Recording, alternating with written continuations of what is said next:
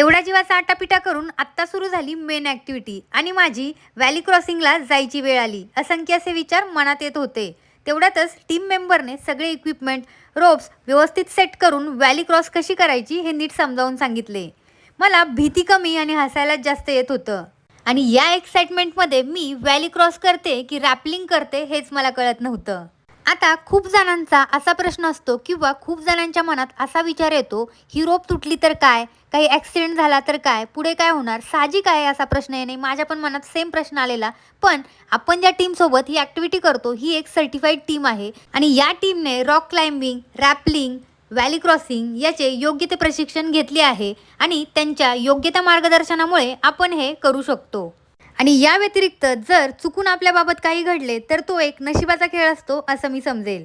Valley cross करताना सुरुवातीला मला थोडी भीती वाटली, पण नंतर मला काहीच वाटलं नाही. फक्त 30 ते 40 सेकंदामध्ये मी या सुळक्याजवळ येऊन पोहोचले आणि या 30-40 सेकंदामध्ये जो मला अनुभव आला, आनंद झाला, हा मी शब्दात सांगू शकत नाही. माझ्या आयुष्यामधला हा सगळ्यात मोठा अविस्मरणीय क्षण होता, जो मी कधीच विसरू शकत नाही.